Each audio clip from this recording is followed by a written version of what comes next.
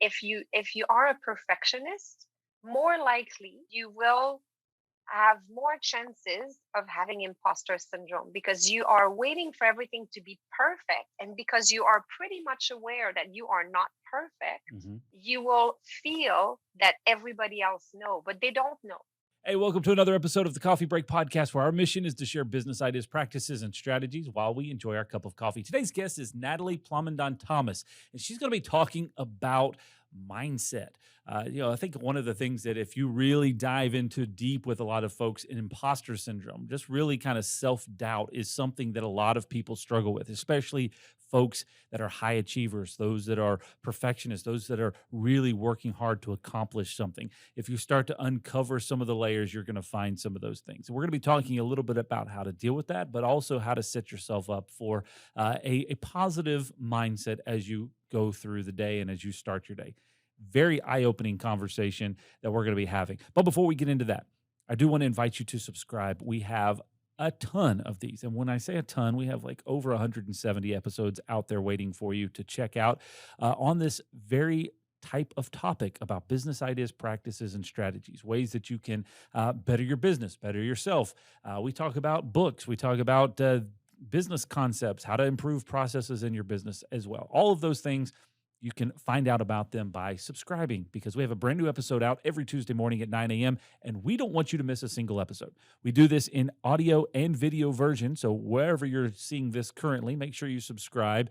If you're listening to this as you commute back and forth to work, make sure you subscribe so you get the latest episode every Tuesday morning.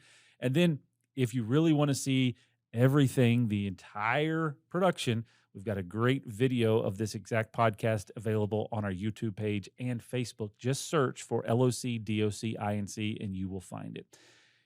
Grab a cup of coffee. Get ready for this conversation with Nathalie. We got so much to say. We got a podcast to make. We're sipping on lattes, and it's time for a coffee break. It's time for a coffee break. Oh, yeah. Nathalie, thank you for joining us today. I'm excited to have this conversation with you. I've been doing some research, but before we get into all of the discussion points today, which we're going to be talking about imposter syndrome and negative self-talk and kind of that internal dialogue that we have, and I would say this, and just as I guess a bit of a setup, I think it's the thing that a lot of us do, or a lot of us, but don't admit. Do you find that to be the case? Yeah, we don't really realize, and thank you, Chad, for having me on your show. We don't really realize the impact that our negative self-talk has, and we don't do it with other people. Like, you don't walk around telling people, "Oh, you look fat in these jeans," or "Oh, you're starting your business. It's never going to work. You're not good enough." Like, we don't do that, but we do that to ourselves all the time. Like, it's crazy.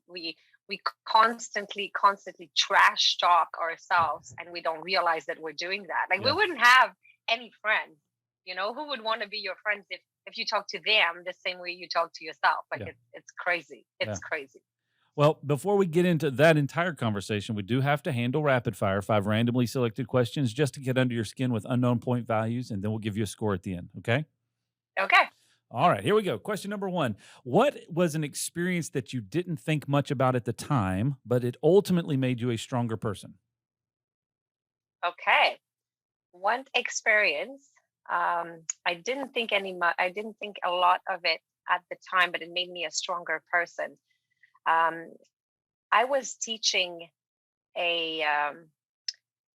I've been teaching fitness for a long time, and I did a presentation. Like, I was known for fitness, bodybuilding, high intensity cardio, hardcore stuff, right? Okay. And I did have a dance background that nobody knew of. And one day, there's 30 of us. We do a dance presentation in front of about 150 people. Okay. And back then, I was still pretty discreet, pretty shy at the gym. So I'm at the back. I'm not even, front and center for that dance presentation. But I know that I'm rocking it, Mhm. and I'm dancing. And I can see that everybody's eyes are on me. Mhm. And they're like totally on me. And I know that I'm totally rocking it. And after this, And you could see the shock in their face looking at me because they didn't know I had a dance background. Gotcha. So later, about 3 weeks later, I have to say that I became the queen of the gym because it gave me so much confidence, that dance presentation, that everybody was looking at me, that I owned the place. So I would walk in the gym. I would be so confident. I was more confident teaching my classes. My classes became packed, and it had a huge impact on me. 3 weeks later, one of my friends says, Natalie, I have to tell you, we're so impressed by you and the level of confidence that you showed after what happened. And I said, what happened? What happened? Well, my boob was sticking out the whole time. Yes, sir. So that's what happened. That's why people were looking at me. It's not because I was rocking it. It's because I had a wardrobe malfunction. But it gave me so much confidence that now it was too late to feel bad about it. Yep. Because somehow I had made something up in my head. Yeah. I had made up a story that they were looking at me because I was rocking it. And I became the queen of the gym. But now it was too late. I couldn't go back and say, oh, shoot, I should feel bad instead. Mm-hmm. It made a huge, huge difference for me. Wow. I had no idea that's where that was going. That was an incredible story. All right. Next. I think we'll just give you the 100% and move on. No, all right. Question number 2. What do you consider to be the best decision that you've made thus far in your life? The best decision I've made this far in my life was to finally quit my full-time job and trust that I could make money. Because you know how you've got this voice in your head, that tells you, oh, you got to keep your full-time job because you're never going to make it as an entrepreneur. You're not good enough and blah, blah, blah. And eventually, when I finally quit and finally trusted that I could make it on my own, I doubled, tripled my income so fast that I'm like, oh my gosh, if I had known that putting all my efforts in my business, it was necessary. It was necessary because you always want to build.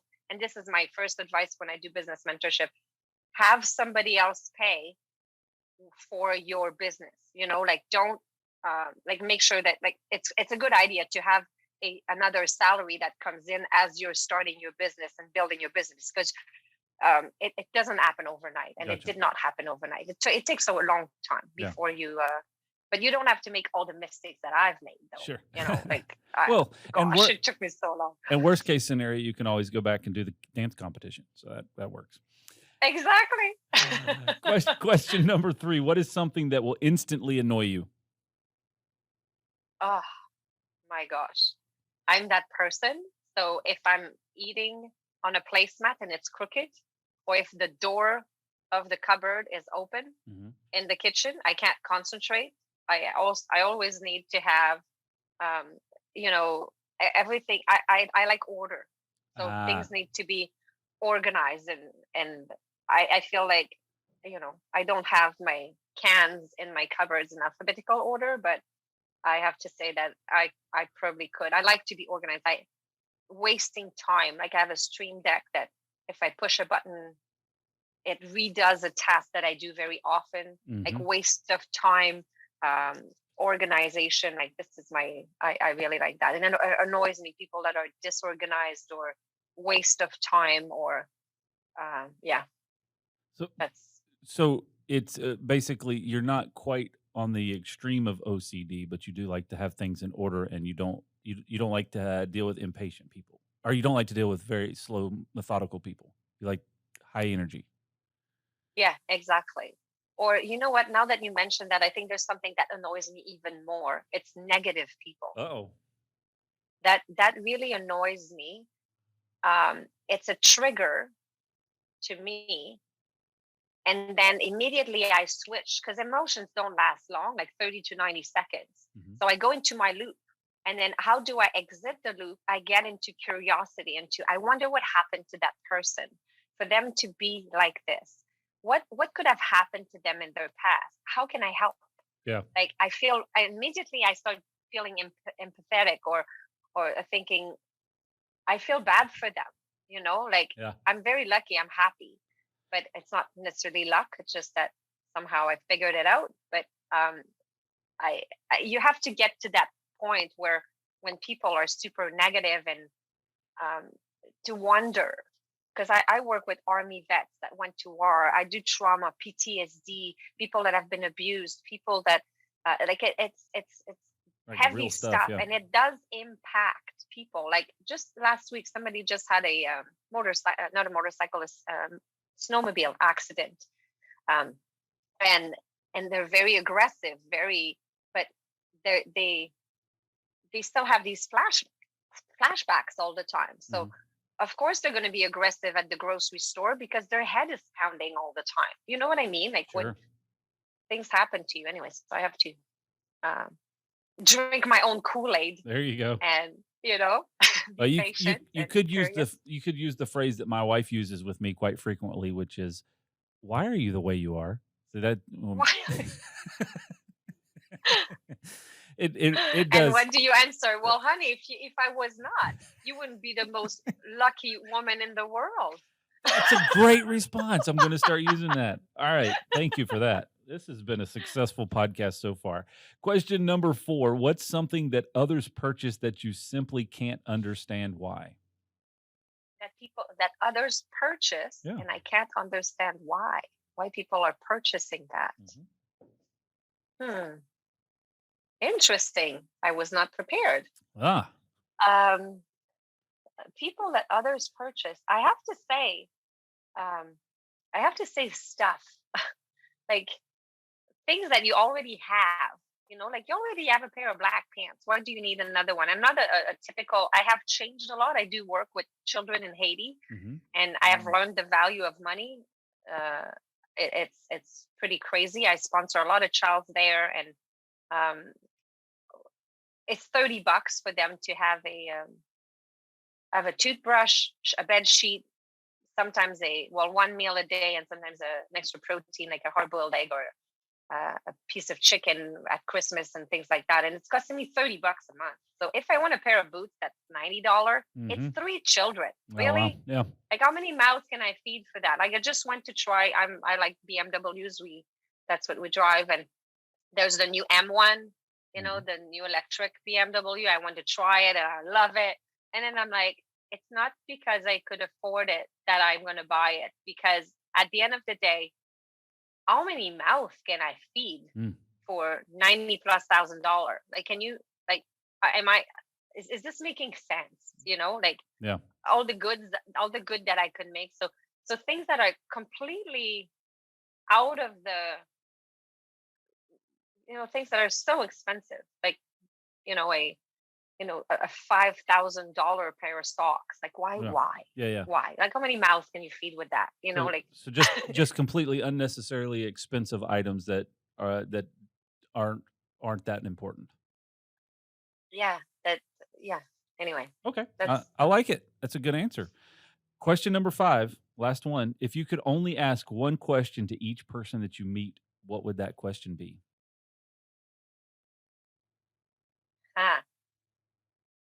That same question, or can I switch? Or no, I have one question, and There's one question that you can ask everybody. Yeah. The one question that I'm going to ask everybody. Okay. Can I preface it with one thing and then the question? So here's what I would say. Okay. I would say, you are awesome. Tell me why. Ooh. That's a horrible question. I know that you're awesome. Tell me why. Why are you awesome? Yeah. I was at a meeting a couple of months ago, and a similar type of question was asked, and it is uncomfortable. That's an uncomfortable question to ask people. It's a bragging thing. Yeah. I'm giving you bragging rights on a silver platter. I'm giving you a free ticket, and then you can brag as much as you want. Yep. And see what people say. Doing a have-done list of all the have-done, the things that you have done in your life, and the things that why am I awesome, and what makes me special and pretty darn amazing. Yeah, I'm a 10 out of 10, right? Like that's bragging rights. There's not enough occasions for that. I like for it. People to, That's a good answer. All right, we're gonna give you a score of 1,092. My score is 1,092. Yeah. And is it out of 1,093? The scale is completely made up, and the scoring is completely made up, so there's no scale. It's just, That's awesome. it just is what it is. Dan keeps a detailed record of all the scores, and so he could probably tell you what the scale is, but it's not really one. But anyways, That's good. congratulations. It was very great question, or very great answers for the questions. A lot of interesting concepts there to even unpack. We understand the frustrations HOA board members and property managers face when deciding the best solution for their HOA and pool security. Should we use a keypad, hand out keys, or install a keycard system? Do we even need cameras? These are some of the questions that are difficult to navigate, and we're here to help. At Loc-Doc Security, we've spent over 20 years working with homeowners associations and property managers to find the system that best fits the pool and HOA needs. Camera systems for the front gate or front entrance, keycard systems for the pool gates, or simply updating the gate so that it meets safety and code compliance.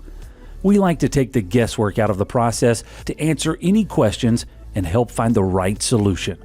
Our mission is to help you protect your people and your property, and that includes pools.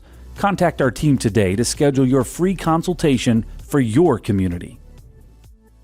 We want to dive into the conversation about this concept of imposter syndrome. I think I feel like the first time I ever heard the term imposter syndrome was a book that I was reading, and I can't recall which one it was, but it was in a book that I was reading, and I was like, "Oh my goodness, that's a real thing." A lot of people, like, I think if you start to unpack a lot of layers, a lot of people deal with this. I'm doing something on a day-to-day basis, but I honestly in my gut don't feel that I'm actually built for it, or that I'm actually good enough to do this, or because I know all of my own kind of shortcomings, then I'm obviously not qualified to do this. And at some point in time, everybody else is going to figure out that I'm not qualified to do this as well. So and I think even the most confident people struggle with this at times, right? Like that's just Oh, a normal thing.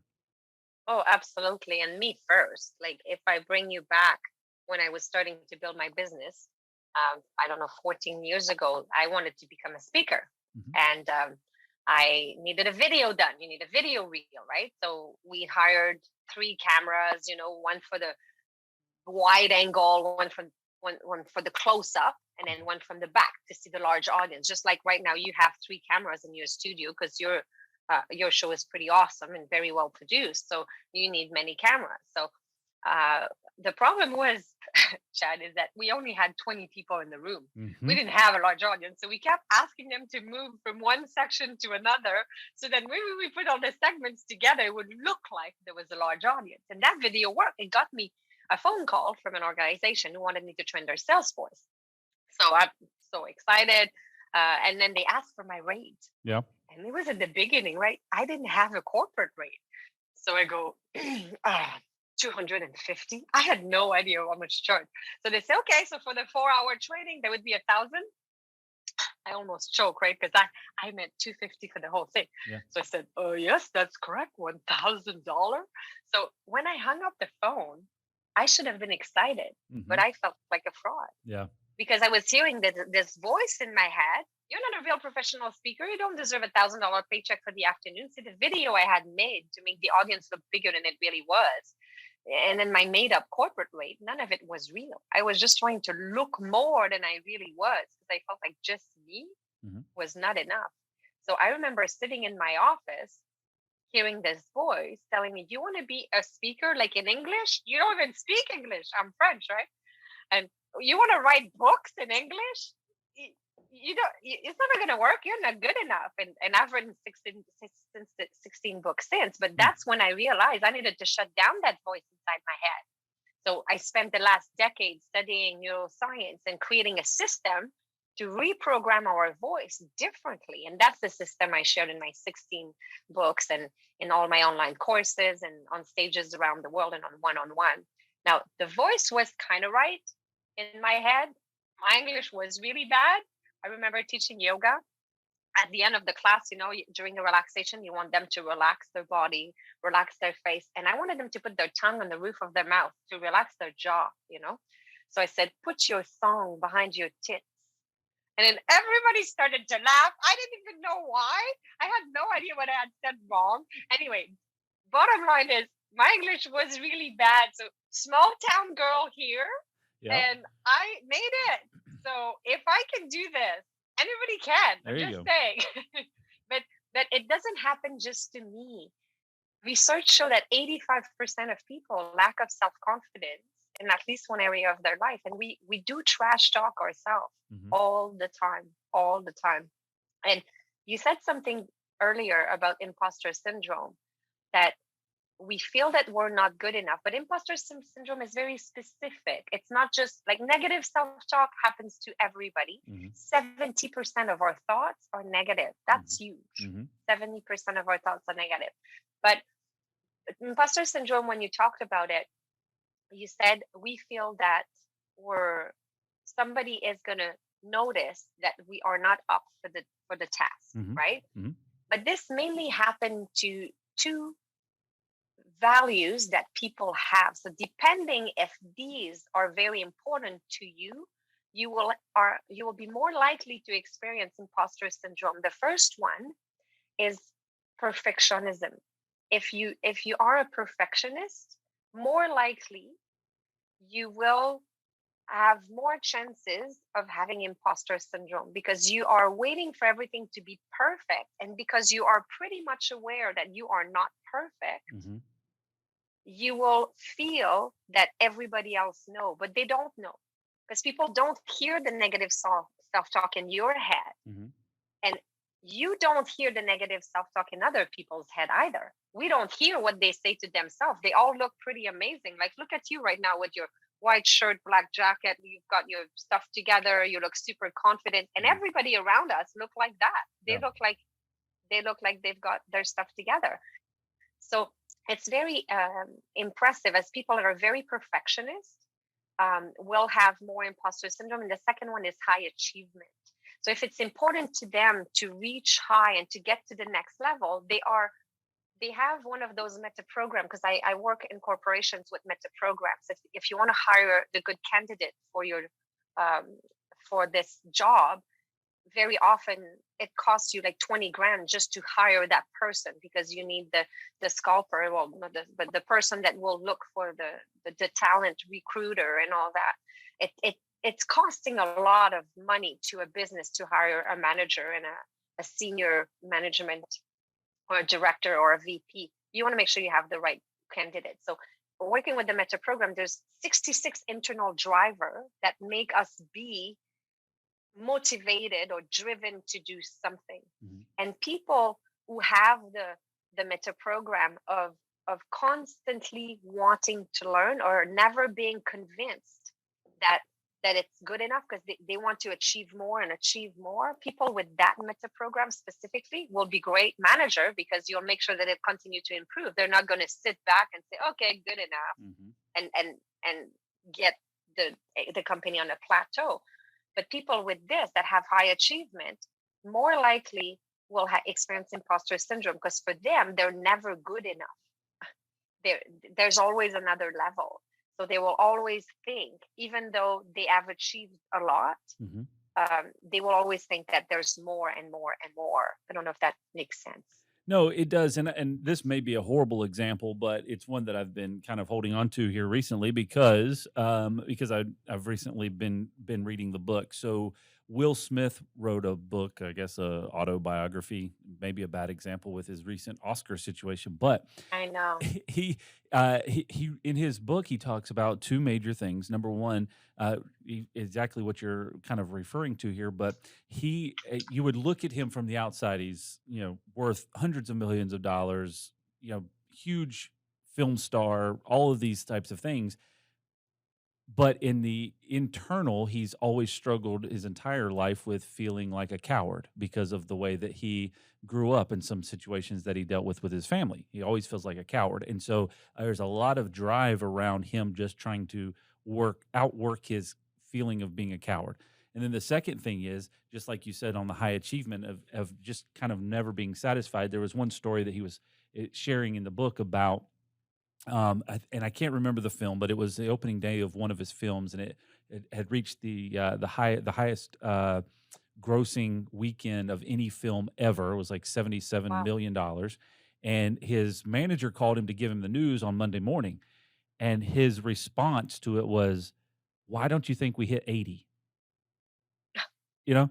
And he said there was no satisfaction in the 77. That was a record breaking number. It was, why didn't we hit 80? What did we have to do to get to that number? And ultimately, as the story kind of unfolds and he continues to talk about it, it's almost, his entire team was so excited that they were able to accomplish this, and then his response was, well, we could have done better.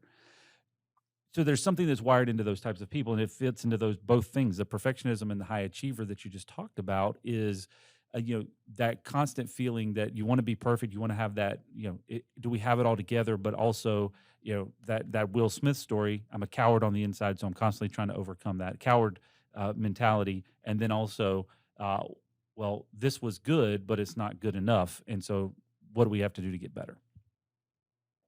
Absolutely. Somehow, the thing that we have to do is to control our thoughts, because things happen in our head, right? And we don't use the brain enough. We think that that our thoughts are serving us, and we should be planting our thoughts ourselves. So let's talk a little bit about the brain. There's so many parts that I love. We could do another full blog on the prefrontal cortex, one of my favorite parts. But let's stick today with the logical mind and the unconscious mind. So let's talk about the logical mind. Logical mind can handle 5 to 9 pieces of information at once. So that's cool. So that's why nowadays you can go grocery shopping at the same time that you're in a meeting on your phone, right? At the same time that you grab a can of soup on special, you keep your 2-year-old from falling off the cart and still notice the guy in the corner that's winking at the girl in blue in the seafood department. Like you can do all that at once. And the problem is, when you are relying on the logical mind, 5 to 9 is not that great after all. Let's say you're driving to a new address and it's a beautiful day and the music is on and the windows are down, and you start getting closer to that new address and you start looking at the numbers on the houses. Have you ever caught yourself, Chad, having to lower the volume on the radio as you start looking at the numbers in the houses? Yes or no? Well, I just don't listen to the radio, but yes, if it was loud noises, I would definitely have to turn it down. Exactly. Because when you have the foot on the brake and then the foot on the accelerator, there's the red light ahead. That's the kid that's about to cross the street, the lady that might cut you off. And then there's a weird guy in the car next to you winking at you. Gross. So when you add looking at the numbers in the houses, the music becomes the one too many. Yeah. So 5 to 9 pieces is not that great after all. Living at a logical level, you're always constantly just trying to catch up. You're working really hard. Let's say you're building your business and you're like, okay, so I've got my goal and I want to build this business and I'm going to get there. I'm going to get up at 5 a.m. and I'm going to work and accept clients until 10 p.m. And you have to take your kids to school and sport in between your meetings. And, you have to post on social media. You have to start a podcast too. And now you need an account on Clubhouse. And you're working as hard as you possibly can, but you're exhausted. You have zero life balance. You still have paycheck to paycheck. And you feel like you're getting farther and farther away from your dream life. It's like you're trying to go to New York City, but you're in an aircraft that's flying to LA. You can work as hard as you possibly can, but you're never going to get there if you stay in that aircraft. So people say, how do I get off that aircraft? And I say, stay on the aircraft, but talk to the pilot and say, hey, bud, do you mind turning around? That's where I'm going. Like, imagine how fast you're going to get there once the pilot is on board. So that pilot, I call it your personal assistant. So your personal assistant is in your head, writing down everything that you say or think and makes it happen. Their job is for you to be right about these thoughts. So the problem is, people wake up in the morning, they look at themselves in the mirror and they go, I'm so tired. I'm so stressed out. I think I'm gaining weight. So then your personal assistant writes it down. Tired, stressed out, getting weight, got this. Okay, tired. What can I do for this? Oh, I know. I'm going to keep her awake all night. She's not going to be able to sleep. She's going to be really tired in the morning. Check. Stressed out. Oh, I'm going to make her delete a very important appointment on her calendar. Ooh, that's going to be stressful. Check. Gaining weight, easy. I can find a chocolate bar, something deep fried for her to eat tonight, or if all fails, more wine tonight or more beer, whatever, right? So your personal assistant is listening to everything that you say or think and makes it happen. So it's very important to tell your personal assistant what you want, not what you don't want. Mm-hmm. Right? My clients do this all the time. It's Natalie, I don't want to be stressed anymore. I don't want to be impatient with my kids. I don't want to rush everywhere. And I don't want to be broke. Okay. So their personal assistant hears it. Stress, rush, impatient, broke, got this, right? So we have to be very careful what we tell our personal assistant. We have to catch our thoughts immediately and change them. Does that make sense? I'm totally on board with it. I would categorize it in a similar situation inside of your business. If you don't have clearly established targets or goals, then the rest of your organization doesn't know where you're headed. So if you haven't painted a vision of where you're trying to go, then you're most likely not going to get there. And even worse, if you painted the vision that is a detriment to your organization, then that's most likely the direction that you're headed. And so I think what I'm hearing you say is if we can start that or clarify that in our own minds and our own personal lives, then we definitely have a better position to be able to carry that out, whatever it is that we're trying to accomplish. Can you copy this key? That's a question we get asked about 3,422 times a year. And how can you actually be sure that the person who asked that question is supposed to get a copy of that key? Well, we think you should always know who can copy your keys to your business and your home, because it could be your neighbor, an old employee, a contractor, or even worse, your mother-in-law. At Loc-Doc Security, we believe in protected key systems, so you always know who has a copy of your key. To find out more, visit locdoc.net or stop by our Charlotte location. Loc-Doc Security, helping you protect your people and your property. We need to know what we want, and that's the first step of my DNA system. The first step is the desire, is what you want. And I'll talk about a kitchen renovation. So let's say you're renovating your kitchen, and the first thing you're going to do is you're going to make a folder, right, with samples of what you want. You're going to say, I want these cupboards, this countertop, this backsplash, this hardwood floor, the samples of, the paint that you put on the wall. So you make your folder. And this is absolutely important, absolutely essential. You need to know what you want. A lot of people don't even do that. They don't have clear target, and you're right. And it's important. A lot of people, you've heard of SMART goal, vision boards. I don't know if it's popular in North Carolina. Vision boards, very, very popular in Canada. The problem is, this is just the first step, right? So you can't invite people in your folder. It's not a kitchen. You can't cook in your folder. It's not going to work. Yeah. It's just the idea. So if vision boards worked on their own, then everybody would be living on a deserted island, sipping martinis, driving Mercedes Benz. Like really. All you have to do is just put it on the board. Just put it on the board, and whoops, poof! It magically, the genie comes out of the bottle and it works. That's not that. So the problem is from there. And I'm working with a big law office. They have, I think, 102 lawyers. And the problem is they have established exactly what they want. They have their vision, they have their mission, all their corporate values. They broke that down in different departments. Each department has some clear objective.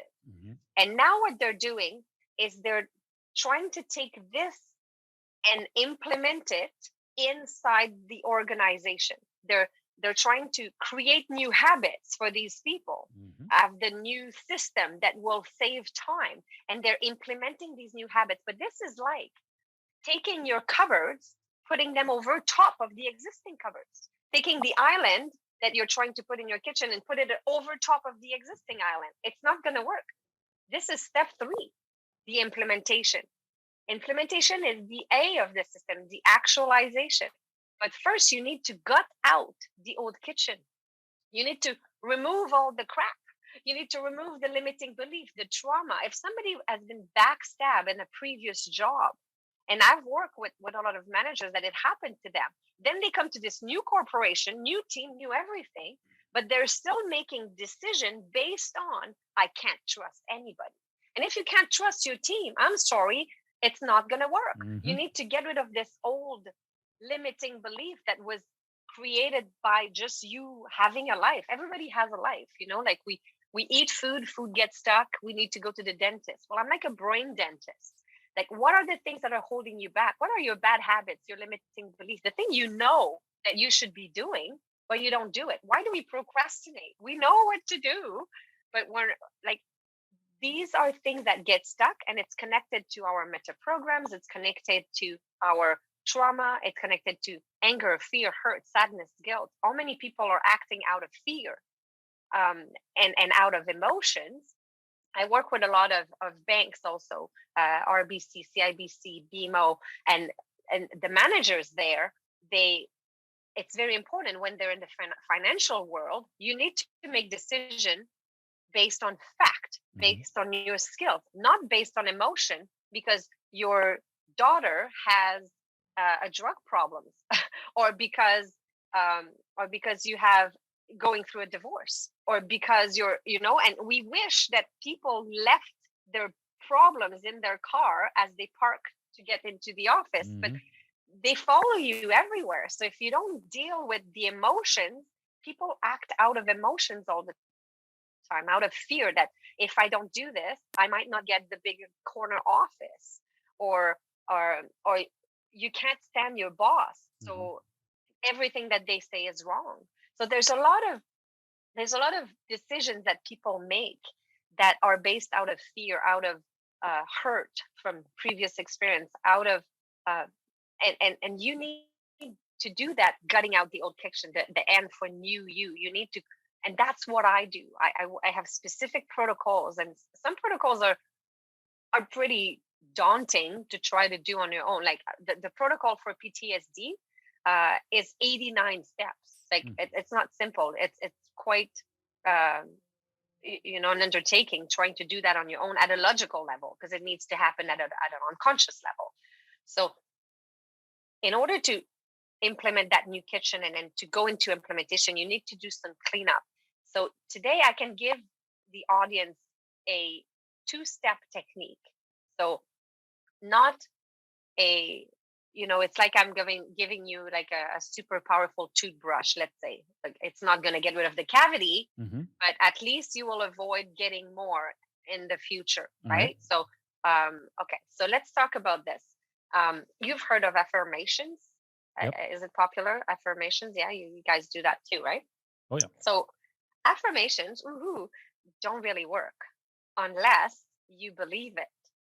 And problem is, there's too big of a disconnect all the time between what you want and between what you are. If I work with my brand is Think Yourself. So if I work with the Think Yourself for Marketing Pro program, or Think Yourself for Tech Pro, or Think Yourself Confident, or Think Yourself Thin, like let's say I work with the Think Yourself Thin program with people that are highly overweight, okay?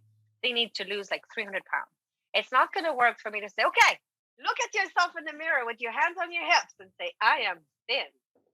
Your personal assistant's going to be, no, we're not. What's she talking about? Or the Think Yourself Wealthy program. People, deep financial struggles. I'm not going to say, okay, stand tall and say, I am rich. No, we're not. The personal assistant's like, what is she talking about? Oh, I know. We must be watching TV, and she's watching a vampire movie. Vampires don't exist. I'm not writing this down. So here's a technique in order for your personal assistant to listen to what you have to say. So the first step is to rephrase what you just heard in the past. So let's say you hear yourself say, oh, I'm so stressed out all the time. Now your personal assistant just heard that. Then you're going to say, oh, no, wait, I just said that I was stressed out, and I was on the show with Lingafelt, and then he had this girl that was from Quebec originally, that spoke French and could hardly speak English. And she told us that we had a personal assistant in our head. And now I just told my personal assistant that I wanted to be stressed out. Wait a minute, don't write this down. Mm-hmm. So you will say, I used to be stressed out all the time. Mm-hmm. You rephrase it in the past. So now your personal assistant is like, oh yeah, stressed out. I got this on my list right here. Mm-hmm. Oh wait, why are we talking about this in the past? Are we done with this? Mm-hmm. Do I scratch that off or what? Perfect. Now you got their attention. You go with step number 2. Step number 2 is a progressive statement. A progressive statement starts with I am willing to learn, or I'm in the process of. So you hear, I'm so stressed out all the time. Wait, I used to be stressed out all the time. Now I'm willing to learn how to build a balanced life. Now I'm in the process of getting more calm. I'm willing to learn. So now your personal assistant has something to work with. And eventually, once your personal assistant is listening, then you'll be able to progress your progressive statement. And progressive is the key here. You want to keep progressing with your statements as they become more and more true. So now you told your personal assistant, that's what you want on your list. Mm-hmm. We're learning how to be more calm. Or I'm so bad with technology. How many people have said that in the past 2 years, right? Because we're moving to online. I'm so bad with technology. Well, I used to think that I was bad with technology. Now I'm willing to learn where it is that I have to click, you know, because we're not that bad with technology. We're really good at it because everybody's got one of those dopamine spiking device, right? We all do have one of those. Mm-hmm. But the problem is that we don't see this as technology, but we went from this to this to this to this to this, and all of a sudden there was no more keyboard, and yet you could still find the pictures you took of your dog wearing a bikini because we figure it out. We always do figure it out. So remember that whatever it is that is your bad negative thought, you can always use that 2-step technique to tell your personal assistant what you want instead, what you're willing to learn, what you're in the process of, if that makes sense. No, I like it. It's intriguing. Over the course of my life, there's been things that I've wanted to change or needed to change or whatever, and it's, you get stuck in that mindset where you just talk about the things that you want to change all the time, or talk about trying to do something different, but then putting action to it. And I see this as something of you're effectively setting your mind to taking action on something rather than just talking about what you don't like. And I think that what I'm hearing you say in that same sense is when you're just sitting around talking about the things that you don't like or the things that you want to change, you're effectively just reinforcing those are the things that you're doing all the time. You're just kind of reinforcing that is the priority or the focus point. And so reestablishing that, refocusing that, and setting your mind to it is the first step in actually being able to take action and be able to get movement in that particular direction. Yeah, absolutely. Just repeating to your brain what you want. And when you, like, emotions don't last that long. Emotions are not designed to be that long. What happens is that when we experience something, whatever that is, we go into prefrontal cortex overload. Okay, so we experience an emotion, and it's like uncomfortable. We're not too sure, or we're panicking, or we're like, what the heck is this? You're scared, you're not sure. So emotions should last about 30 to 90 seconds. That's it. And after your first loop, you should be able to exit the loop. You should be able to go somewhere else. Just like children, right? We've seen that in kids a lot. Children are super happy and giggling, and then 90 seconds later, they're crying, and it's temper tantrum, and then 90 seconds after, they're happy again. So you get an emotion, and then you have fear, you're scared, or you're panicking. See that as if there was a truck in your driveway. So there's a truck that entered your driveway. That's a powerful emotion: anger, fear, hurt, sadness, and fear. These emotions are not negative; they're just powerful. So the brain does not know the difference between excitement or anxiety. It's all created equally. So when this emotion comes in, if you decide that it's overwhelmed, if you decide that it's anxiety, then your brain will shoot 1400 chemicals through your bloodstream to slow you down, like cortisol, like things that will hold you stuck, kind of. Mm-hmm. While if you decide that it's excitement or confidence or curiosity, then potentially your brain instead will send you a feel good chemical through your bloodstream, like endorphin, dopamine, oxytocin, serotonin. So these are all different depending if you're with people, if you're witnessing something, depending if you're moving, if you're exercising. Like every feel good chemical has a different reason to be there. But bottom line is you will receive some positive energy through your bloodstream. And whenever your truck is in your driveway, you need to open the door and receive the package. Because nowadays, if some truck is in your driveway and you don't open the door, you won't have the gift. Well, I know that Amazon is just leaving it on the, in Somebody the might rain take it. outdoor, and they don't care, and someone takes it or whatever. But in this analogy, the truck stays there in your driveway and it idles because people are busy. Something happens, and then you ignore the package. You're like, oh, I don't have time for this truck in my driveway. No, I'm not gonna, like, I've got to smile because I'm in front of my coworkers, I'm in front of my clients. Everything is fine. And then you go home and your daughter's like, are you okay, mommy? Oh yeah, mommy's fine. Everything's good. Everything's awesome. So we don't have time to open the door. We ignore the package, and then another truck comes in, and then another truck comes in, and another truck, and all of a sudden you're stuck. You can't even go around on your bike anymore or walk by. You're just stuck. And that's when depression starts. That's when severe disease can start as well, because this stress causes disease in our body as well. Mm-hmm. So bottom line is your job, whenever there's a powerful emotion, instead of going through one loop and staying stuck in the loop, in order to exit the loop, you have to figure out, what am I learning? What am I learning? And I'll give you a very good example. I am French from Quebec, and I've been working in English mostly since I've built my business. 2 weeks ago, I went to Quebec to give a keynote in French, my first time working in French. Mm-hmm. Nailed it, tons of follower, and I decided that in my business, I would start having one newsletter per month in French for my French follower now. So I worked hard with my assistant, got this newsletter all started. We tested everything. Everything was amazing. And I sent my very first to this, hundreds of people that want to hear from me. They click on the link and the link doesn't work. Oh, darn it. I was so upset, right? 90 seconds. And I'm like, how do I exit the loop? Mm-hmm. What am I learning from this? What am I learning? What am I going to become better at? So I went in and I found out that I don't know if you know, but in French, there's words with accent. Okay. And there's a C with a little thing underneath. And there's an E with an accent on it. And these accents were in the link, and they are not translatable. So, in the link of the page. Mm-hmm. Anyway, I've learned that. And as soon as I got my learning, I'm like, perfect. This is what I've learned, that we don't put the accents.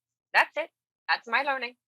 And then I moved on, because now I know that in the future I won't put the accents anymore. So try to figure out, what have you learned from this? What are you going to become better at? In a year from now, when you look back at this event, what will you have learned?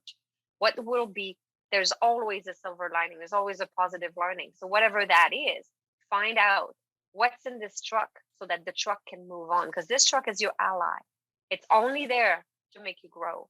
Always there to make you grow, to make you become stronger or more powerful, or whatever it is that you have to learn from it. So always go to that. Well, you've given us a little bit of a two-step process. You've given us a lot of information today on these topics, and talking really about effectively controlling your mindset. I think that's really the big takeaway that I've got from the conversation today is, and you've given a lot of interesting references to PTSD and to some incredible things that can that can impact your thought process and impact the way that you respond to things on a regular basis. And so taking all of that and putting it into the context of what I'm doing on a daily basis and how can I make sure that I'm setting up myself to be the best I can for my team and for the people that I come into contact with, um, by supporting myself well. So it starts there, and then we can kind of walk through that at a completely different level throughout the day. So very eye-opening conversation today. You obviously have more information. You've got books, you've got courses, you've got all kinds of fun stuff on your website at thinkyourself.com. And Absolutely. you So, can get a and if 15-minute you, call. if you want a virtual coffee, I'm happy to offer your audience a free 15-minute call, thinkyourself.com/schedule, or to connect on social. I'm Nathalie Plamondon-Thomas with Think Yourself Academy. Well, Nathalie, thank you again for joining us today. It was such a blast, very high energy conversation. Hopefully you got some great takeaways from it. I've got some notes here. I think the really big thing, we do this all the time with ourselves, and I'm guilty of it as well, is getting kind of stuck in that kind of same mindset, that same rut, and rephrasing that conversation, rephrasing those thoughts in your mind of what you're wanting to accomplish, or what are the things that you're trying to change in your life, the things that you're trying to change in your mind. I think repositioning those in a past tense and really repurposing it for what you're wanting to accomplish. Those are some really great tips that we can all work on it. And really, the 30 to 90 second emotional loop, being able to get out of that is, I think, very, very powerful. You can find out more by visiting the link listed below. You can connect with Nathalie. Really fun and exciting conversation, and you'll be able to get more from her as well. Thank you for joining us today. If you haven't already, make sure you subscribe. We've got more episodes on the way every Tuesday morning at 9 a.m. We don't want you to miss a single one. Thank you for joining us, and we'll see you next time right here on the Coffee Break Podcast.